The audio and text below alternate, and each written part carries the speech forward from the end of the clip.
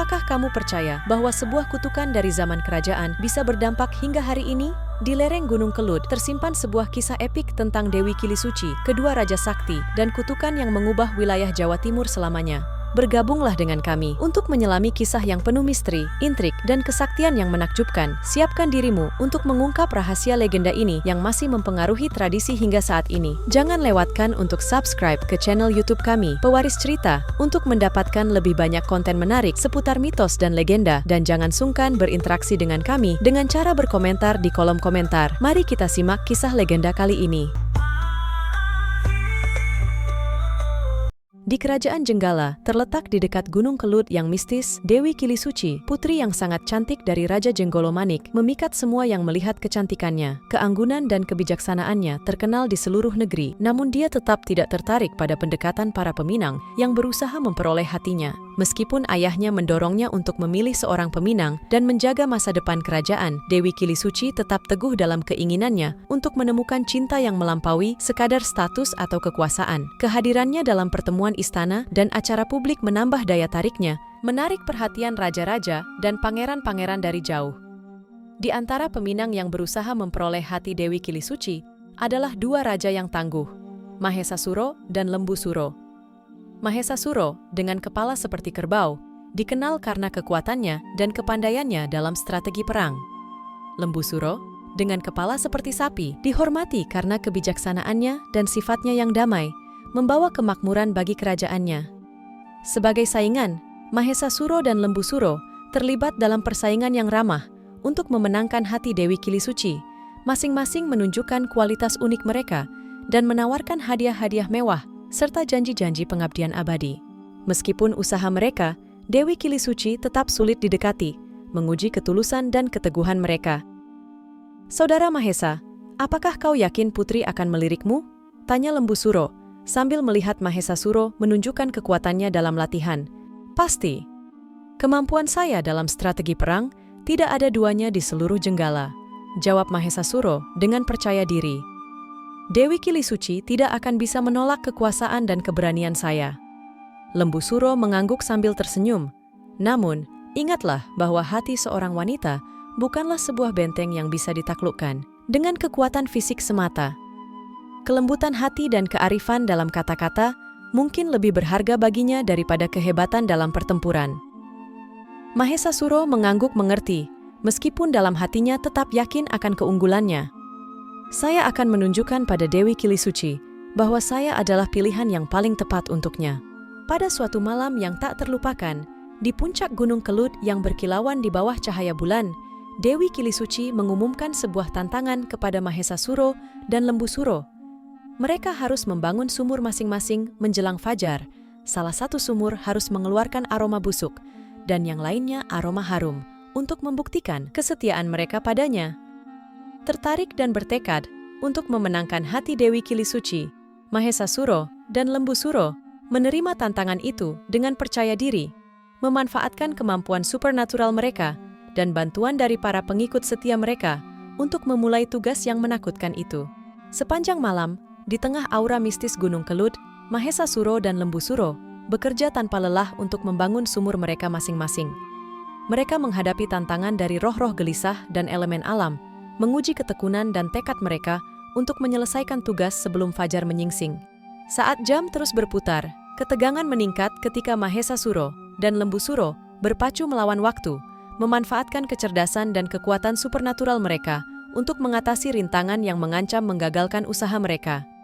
Dedikasi mereka kepada tantangan Dewi Kilisuci menguatkan tekad mereka untuk berhasil melawan segala rintangan. Dengan cahaya fajar yang pertama mewarnai langit dengan warna emas dan merah muda, Mahesasuro dan Lembusuro berdiri dengan bangga di depan sumur mereka yang selesai.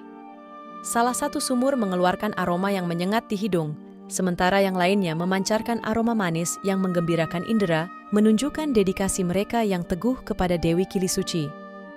Dewi Kilisuci mengamati dari kejauhan, mengakui prestasi para raja dengan campuran kagum dan kehati-hatian, mengetahui bahwa ujian terakhir akan menentukan niat sejati mereka dan keberhasilan mereka sebagai calon suami. Masih ragu dan waspada terhadap motivasi kedua raja, Dewi Kilisuci merancang ujian terakhir. Mahesa Suro dan Lembu Suro harus masuk ke dalam sumur masing-masing untuk memastikan aroma yang mereka keluarkan, sebuah tugas yang akan mengungkap kejujuran dan integritas mereka. Tanpa diketahui oleh Mahesa Suro dan Lembu Suro, niat sejati Dewi Kilisuci terungkap saat mereka turun ke dalam kedalaman sumur mereka. Perangkap telah terpasang, dan nasib mereka terikat saat sumur mereka cepat diisi dengan batu, menjebak mereka di dalam dan memastikan kehancuran mereka. Tanpa diduga, batu-batu besar mulai jatuh ke dalam sumur mereka, menghalangi jalan keluar mereka. Mahesa Suro terkejut. Apa yang terjadi? Ini adalah perangkap. Lembu Suro berusaha mengangkat batu. Kita terjebak. Dewi Kilisuci telah mengkhianati kita. Dalam kepanikan, Mahesa Suro dan Lembu Suro mencoba membebaskan diri mereka dari sumur yang terus tertutup. Namun, usaha mereka sia-sia dan mereka harus menghadapi nasib yang tidak terduga. Kepanikan melanda saat Mahesa Suro dan Lembu Suro menyadari beratnya situasi mereka, terjebak di dalam kegelapan sumur mereka. Teriakan mereka bergema melalui perbukitan, tidak terdengar oleh siapapun kecuali Dewi Kilisuci dan roh-roh yang berkeliaran di Gunung Kelud. Ketika sinar matahari terakhir menghilang di balik cakrawala, Mahesa Suro dan Lembu Suro menerima takdir mereka, merenungkan persaingan mereka, dan akibat dari keinginan mereka untuk mendapatkan cinta Dewi Kilisuci. Akhir tragis mereka menandai titik balik dalam legenda kuno Gunung Kelud. Dengan nafas terakhir mereka, Mahesa Suro dan Lembu Suro mengucapkan kata-kata yang penuh penyesalan dan nubuat, meramalkan masa depan di mana tindakan mereka akan merubah tanah dan penduduknya. Kutukan Lembu Suro bergema melalui gunung, membawa beban dendam berabad-abad dan keinginan yang tidak terpenuhi. Gunung Kelud gemetar di bawah langit yang murung saat kutukan itu mulai berlaku, menandai akhir dari suatu era dan awal dari babak baru dalam folklor Jawa. Warisan Mahesa Suro, Lembu Suro, dan Dewi Kilisuci tetap hidup sebagai kisah peringatan tentang cinta, pengkhianatan, dan konsekuensi dari ambisi yang tidak terkendali.